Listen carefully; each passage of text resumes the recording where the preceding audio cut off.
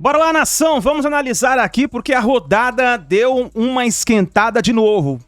Grêmio perdeu por 1-0 para o Corinthians e o Bragantino empatou com o Botafogo, equilibrando novamente ali as primeiras posições, dando um respiro para o Flamengo novamente nessa rodada. Então a rodada foi um pouco, podemos dizer assim, com o empate do Flamengo, a rodada favoreceu um pouco, ajudou, podemos dizer um pouco, o Flamengo para não se prejudicar na briga pelo título, porque até ontem as chances caíram, mas hoje deu uma subida de novo. Claro, o Palmeiras assumiu a liderança, o Flamengo tem um jogo a menos ainda, então nesse momento ainda dá. Vamos analisar o que a imprensa falou sobre o Bragantino e o Botafogo. Eu gostaria que você chegasse aqui escrevendo nos comentários, porque na minha opinião, com esse empate, o Botafogo deu uma retirada aí na briga pelo título. Vamos analisar então, já chega explodindo o dedo no like, escreva nos comentários aí a sua opinião, o que você acha? Você acha que é só G4 nesse momento ou ainda dá para brigar pelo título com os resultados de hoje? Também escreva aí, participe, deixe o seu like, compartilhe o vídeo do seu grupo de WhatsApp, créditos canal ESPN Brasil, link na descrição. Bora então analisar o que a imprensa esportiva falou sobre essa reviravolta que está acontecendo aí no Campeonato Brasileiro. O Fogo que nos últimos 3 jogos mostrou algumas facetas que nós não havíamos visto, né, ao longo do Campeonato Brasileiro. Primeiro na derrota, né, contra o Palmeiras, depois na virada contra o Vasco, agora nesse empate com o Red Bull. Né, o primeiro tempo foi um primeiro tempo disputado, no segundo tempo o Red Bull veio para cima, pressionou bastante e no finalzinho o Botafogo acabou sofrendo um empate. O Palmeiras se apresenta ao título.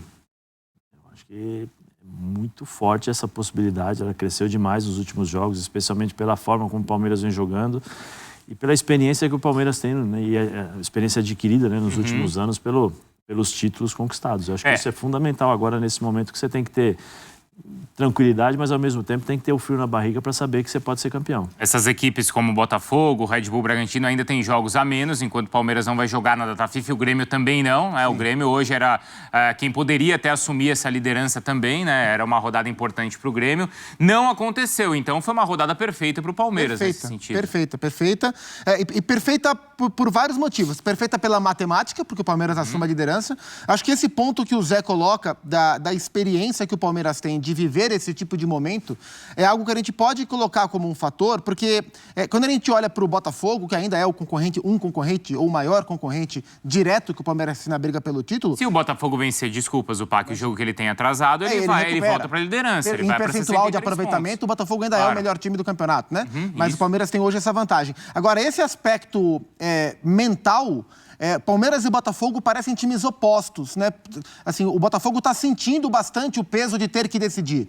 E o Palmeiras é um time muito preparado, como nenhum outro, para viver esse momento com força, uma fortaleza mental, pelo trabalho que tem, pelos títulos que ganhou, pela característica do treinador, dos jogadores e tal. Então, o ponto forte do Palmeiras é hoje o ponto fraco do Botafogo, olhando para esses dois times que estão entre as duas melhores equipes da competição. É difícil você tirar uma vantagem do Palmeiras, né? Esse time do Palmeiras é difícil de perder esse tipo de vantagem. O Botafogo vai ter que ser o que ele não tem sido. Um time frio, um time estável, um time constante nos demais jogos para recuperar essa vantagem. E aí a questão não é, né, só o Botafogo perder a liderança. A questão é ele torturar o seu torcedor como tem torturado, de novo. Mas quantas rodadas que o Botafogo vem torturando, humilhando, pisoteando o seu próprio torcedor? Mas aí mostra, Bruno, algumas coisas que, por exemplo, quando você ganha, muitas coisas ficam encobertas. Né? Aí quando você perde é aquela história. Infelizmente você aprende muito mais na pancada do que na conversa e tal, né? Porque na conversa você fala assim, não, deixa eu ver realmente se isso é verdade. O Botafogo sempre teve, até a derrota frente ao Palmeiras, acho que são 13 pontos. Ele estava variando, né? 13, 10, 11, 9, 7. E ele nunca sentiu alguém realmente, de fato, falar, não, esses caras se apresentaram, o nosso time caiu e a gente não está conseguindo sair desse lugar. Na primeira oportunidade que teve o enfrentamento contra o Palmeiras, que foi aquela fase, aquela partida, ele falou assim, não, acabou o jogo, acabou o campeonato, o campeonato é nosso, ele sentiu. Ele conseguiu, o Botafogo sentiu demais. Por quê? Porque ele não tinha sido testado antes. Em momento algum, o Botafogo ficou a 3 pontos de alguém Nenhum time tinha acabado de, por exemplo, Botafogo, tô aqui, 2 pontos atrás de você. Mas não era de mentira aquele Botafogo, né, Zé? Não era de mentira, mas o que eu queria dizer é o seguinte, quando você ganha, Bruno, você não consegue enxergar as lideranças. Muitas vezes você não consegue enxergar as lideranças. No Botafogo hoje, você vê quem é o líder do Botafogo. Quem é o cara que, por exemplo, quando estava perdendo pro Palmeiras, ou tomou uma virada, ou tomou o primeiro gol do Palmeiras, podia dar aquela chacoalhada no meio campo para falar assim, acorda, agora não tem mais jogo, tal. Acabou, não tem mais jogo, tal. Pô, eu fiz um comentário no F90, vou repetir aqui. Méritos totais ali, sensacional a jogada do Hendrick no primeiro gol. Sensacional. Mas o menino não poderia passar 1, 2, 3, 4, e você toma um gol daquele, e um fica olhando pro outro e fala assim, tudo bem, como é que você tá, tal. Entendeu? Aí depois você tem a chance de matar o jogo para fazer 4-1, você perde por causa do pênalti. Sim. E aí, de novo, aquele marasmo todo. E você vai jogar contra o Palmeiras. Palmeiras não adianta. O Palmeiras você tem que jogar do primeiro ao último minuto com a concentração lá no máximo, porque assim, eles podem até tecnicamente não estarem bem. Só que eles vão correr o tempo todo, vão ter a intensidade durante 90 minutos para te fazer mal. E o Botafogo não entendeu isso. Aí vai contra o Vasco, as mesmas coisas. Então. As mesmas fraquezas. Aí é contra o Grêmio, aí é contra o Red Bull, é contra todo mundo. Não tem uma liderança. Aí, assim, o Lúcio Flávio é o culpado. O Lúcio Flávio não é o culpado. O culpado são os jogadores que, neste momento, não identificaram o que poderiam fazer. Mas o Diego Costa ganhou no Chelsea, ganhou no Atlético de Madrid, mas ele não tem essa característica. O Diego Costa chegou faz pouco tempo, chegou com o Bruno Lage. Os líderes desse grupo são o Vitor Cuesta, Marçal e Tiquinho Soares, são os maiores líderes do grupo. Mas aí você pega, Zupac, em toda a carreira desses jogadores, quando eles foram líderes de falar assim, de chamar a atenção na responsabilidade, na dificuldade.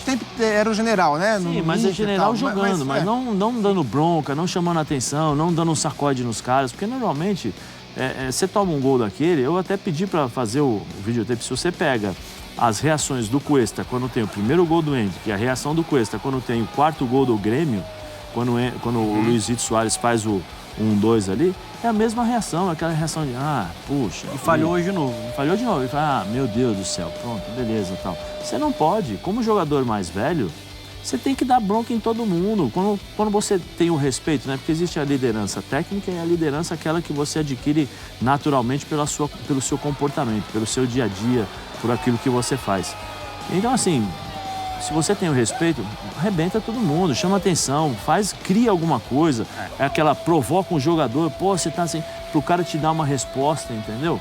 Eu já contei a minha história aqui várias vezes, uma das minhas histórias, mas eu falo que tenho vários exemplos de jogadores que não aceitariam perder da forma como o Botafogo perdeu em momento algum. Eu fui expulso contra o Manchester United, estava tomando de 4-0, não estava nem vendo a bola. Eu falei assim, eu preciso fazer alguma coisa aqui pro cara do meu lado entender que a gente precisa jogar. Pelo Olympiacos, né? Pelo Olympiacos. Aí eu fui dar um carrinho no Verón e o Verón se antecipou. Ele já viu o malandro, ele pegou e se antecipou. E eu acabei pegando o Verón, tomei vermelho, beleza. Mas a intenção é de fazer alguma coisa. O Bernardo, quando jogava no Corinthians, fazia alguma coisa, ele percebia que eu estava meio assim, meio sonolento no jogo. Ele vinha, moleque, seu filho, eu vou te matar. Sabe qual é a questão, Zé? Não precisa ser um jogador velho, não precisa ser um jogador rodado, nada disso. O Hendrick colocou a bola embaixo do braço com 17 anos. E falou, me dá Alguém bola. do Botafogo fez isso nesses últimos 5 jogos? Mas sabe o que me chama a atenção do Botafogo? Porque a gente poderia aqui estar diante de um time e analisando um time que desapareceu. Isso. Mas não é o caso. Sim. Porque o Botafogo fez um brilhante primeiro tempo contra o Palmeiras. O Botafogo fez um primeiro tempo muito bom contra o Grêmio. O Botafogo fez de novo hoje um bom primeiro tempo. Contra o Cuiabá. Não é que a gente não enxerga mais aquele Botafogo. Em dados momentos ele até aparece, mas ele não sustenta. Ele alterna muito. É isso que me chama a atenção. E é isso que eu falo, é a experiência de alguém ali para chegar durante o jogo, cara. E você precisa, Zupac. Você precisa de alguém que chame a atenção. Então, por isso a gente pode... O Botafogo hoje ele perdeu a liderança. Ele tem um jogo a menos. Sim. Mas vocês não conseguem enxergar por esses motivos o Botafogo retomando essa liderança? Não consigo. Eu acho difícil. Não dá pra descartar o Botafogo da briga. Porque se o Botafogo engata 2, 3 vitórias nos últimos jogos, a gente vai ficar com cara de bobão aqui. Então, tem campeonato ainda. Sim, dos times que estão na briga, natural que se tenha uma descrença em relação ao Botafogo por todos esses motivos. Tá. Mas o campeonato não acabou, gente. Mas assim, Zupa, eu também concordo com você. Pro Botafogo não acabou. Não. Eu também acho que Vai chegar um técnico novo, Tem uma data FIFA que ajuda. vai saber. Eu também acho. O campeonato não acabou. Também acho que não acabou. Dá pra Eu te acho que tá decretar, aberto ainda. Tem alguns aspectos que dão essa possibilidade. Mas eu vou te fazer uma pergunta, Zupac. Você, torcedor do Botafogo, um exemplo. Botafogo faz 1-0 no próximo jogo. Você acredita que vai sustentar? Não. Eu entendo quem não acredita, mas... Entendeu? Isso. Mas a gente não controla o que vai acontecer no jogo. Às vezes segura, cara. Mas a data FIFA, Dona, e a chegada do Thiago Nunes, elas podem mudar isso? Pode, acho que pode ajudar. A gente tá vendo um time que teve aquela confiança que a gente viu durante quase todo o campeonato, indo pro ralo psicologicamente, né? Você tem um time dilacerado. A gente vê a cada jogo o Botafogo perdendo as partidas, escorrendo pelas mãos e não conseguindo reagir. Hoje até consegue uma reação no primeiro tempo, faz um bom primeiro tempo. O Torçar bem, o Eduardo bem. O Botafogo reagiu. Reagiu, mostrou força, reagiu. Então tá lá, sabe? Tá lá. Em alguma Só que coisa durante tá lá. o jogo vai embora. Vai se perdendo, né?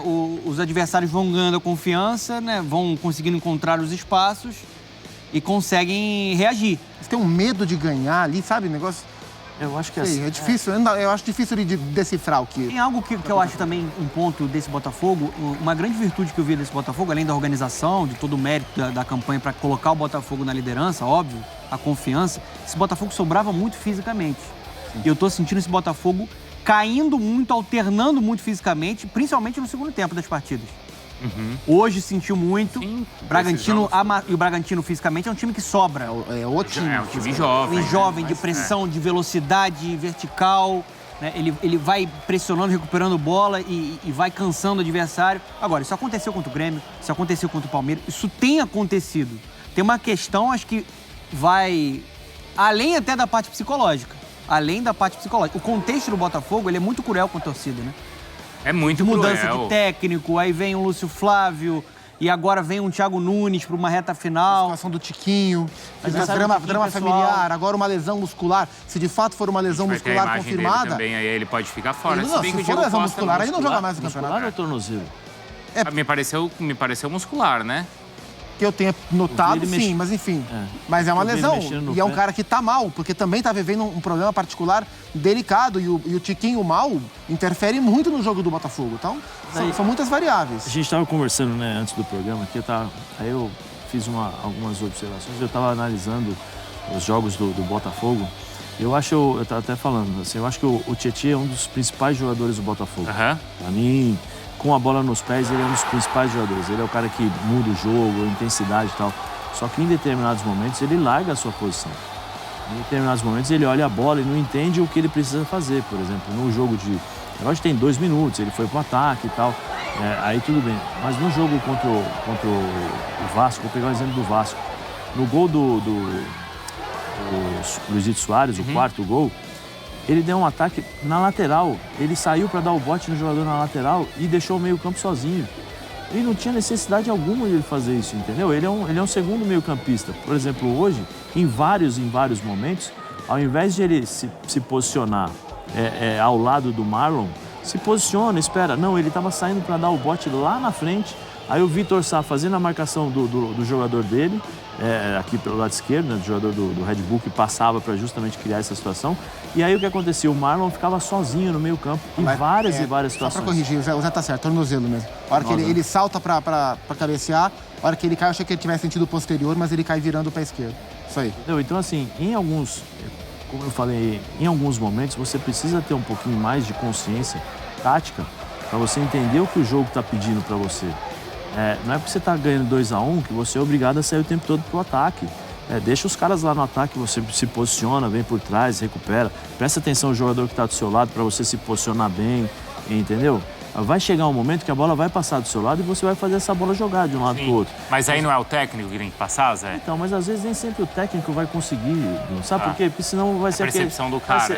Vai ser aquele jogador que vai ficar olhando pro banco o tempo todo para ver o que o técnico vai fazer. Entendi. Pô, você com 30 anos de idade, 28, 29, 30 anos de idade, você não precisa olhar pro técnico, você tem que entender o que tá acontecendo no jogo. Estamos ganhando 2-1, ou tá 3-3. Ele já mudou o jogo contra o Vasco. Por que eu vou sair para atacar? Por que eu vou dar o bote ali? Peraí, vamos ajustar aqui primeiro, porque eu preciso primeiro ter a segurança. Porque o que acontece? Sabe aquela história do correr errado e correr o certo? Sim. Entendeu? Você corre errado. Quando você corre errado, você prejudica todo um sistema, porque o cara que está jogando ao seu lado tem que fazer movimentos para compensar, a zaga tem que se adaptar à movimentação do jogador da frente, entendeu? Então você mexe com todo um mecanismo de defesa e sistema tático que pode prejudicar. Como eu falei, eu acho que o Tietê, para mim, é um dos melhores jogadores do Botafogo, um dos melhores jogadores do campeonato. Porque com a bola nos pés ele produz muito. Mas sem a bola nesses últimos jogos, porque a gente começa a observar com um pouco mais de atenção para saber tentar entender o porquê das viradas, é a sua tal, posição, né? ali Essas também. coisas tal. Então eu acho que o Tietê nesse momento ele precisa entender sem a bola como ele precisa se comportar. Precisa alguém chamar num cantinho e falar assim: Tietê, vem cá, ó. Por que você está saindo lá no meio campo? Como no jogo contra o Palmeiras, as falhas defensivas ali, não só do Endrick entrando no meio da defesa, mas do posicionamento nas jogadas aéreas, foram gritantes. Se ele estivesse ao lado do Marlon, o Endrick não ia ter o espaço para ele passar. Porque ele estaria ao lado do Marlon, entendeu? São coisas básicas, mas é o que eu falei. Você fica tão assim com a cabeça no jogo e você tem a preocupação pelo fato de não ter sido testado, pelo fato do Botafogo não ter vivido essas situações ao longo do campeonato, você sente a pressão. Eu preciso ganhar, eu tenho que ganhar. Claro. Pega a bola, eu vou fazer de qualquer jeito. Se perder, vai ficar feio. Vai ficar feio. E quando você faz isso, você perde concentração e você pensa numa coisa exclusivamente. E você não presta atenção na outra. E uma outra coisa que eu acho que faz mal. Contra tudo e contra todos. O Botafogo é contra tudo e contra todos. Aí o que acontece? Quando começou esse discurso foi quando desandou, né? Você perde o foco.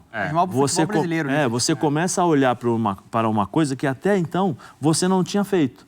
Porque o Botafogo tinha se preocupado só em jogar futebol. Sim, em corrigir os problemas que ele tinha, em montar a equipe. Ô, Dona, a gente tem os números da partida, vamos ver para você comentar também, porque é mais um jogo onde o Botafogo dá o doce pro seu torcedor e aí tira. De novo o Botafoguense estava empolgado, não, retomamos, vamos vencer e tal, e pá. O gol aos 51, o gol de empate foi aos 51 do segundo tempo. 51 do segundo tempo. Posse de bola, ações no ataque também, olha lá, 54 do Red Bull Bragantino. Chutes no alvo, 25 contra 11. As grandes chances criadas, 6. Se a gente olhar assim, ficou até barato, então, Dona. Pressionou bastante, né? Principalmente no segundo tempo, o Bragantino chegou a ter 73% de posse de bola. Recorte de 73% de posse de bola. Apostou muito em cruzamentos, foram 34 cruzamentos do Bragantino, abrindo o jogo. O Sorriso entra muito bem. No segundo tempo, ele que dá assistência para o Thiago Borbas, né? Que fez os 2 gols. Mas é um Botafogo que recuou demais. E eu queria tocar num ponto do Zé que eu acho muito interessante quando ele fala do Tietê. Aí, nação, então, as últimas informações aí dessa partida, porque essa partida é muito importante pro Flamengo, entre Bragantino e o Botafogo, que terminou em 2-2. E olha só como que está a classificação do Brasileirão nesse momento. Olha só, nesse momento, o Palmeiras tem 62 pontos com 34 jogos. O Botafogo, que empatou hoje, caiu para a segunda posição com 60 pontos com 33 jogos. Lembrando que ele tem um jogo a menos que o Palmeiras. O Grêmio perdeu hoje para o Corinthians, jogando dentro de casa, 59 pontos com 34 jogos. O Bragantino, 59 pontos, só que com 33 jogos ele tem um jogo a menos, que vai ser o jogo que vai disputar com o Flamengo, que nesse momento tem 57 pontos com 33 jogos. Um detalhe importante é o seguinte: caso o Flamengo consiga vencer o Bragantino e chegue a 60 pontos com 34 jogos, o Flamengo ficaria a 2 pontos apenas do Palmeiras, entraria de novo no G4, porque aí passaria Grêmio, passaria o Red Bull Bragantino, o Flamengo ficaria disputando ainda o título do Campeonato Brasileiro. Mas para isso tem que fazer o seu papel de casa e vencer a partida contra o Bragantino. Então essa rodada, esse empate do Flamengo não foi muito bom, beleza, mas vamos virar a página, não tem que ficar se lamentando, olhar pra frente. O Palmeiras conseguiu uma vitória ontem, mas ainda tem um jogo a mais que o Flamengo, beleza.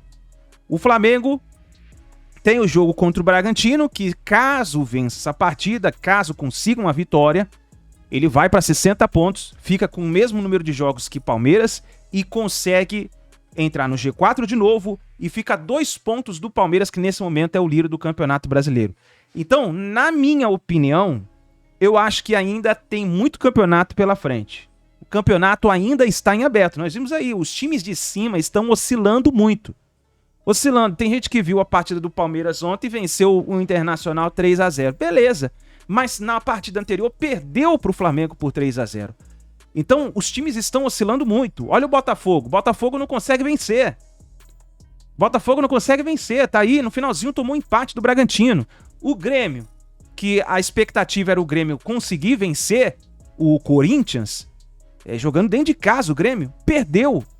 Então os times de cima estão oscilando demais. Então, na minha opinião, o campeonato ainda está em aberto.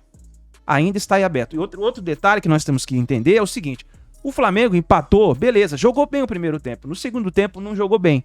Mas é um clássico. Clássico. Pode acontecer tudo. É um clássico. O Flamengo tinha que vencer? Tinha, mas é um clássico. Agora a gente tem que olhar para frente. Mas matematicamente o campeonato voltou a estar em aberto com esses 2 jogos que aconteceram hoje. O empate do Bragantino com o Botafogo e também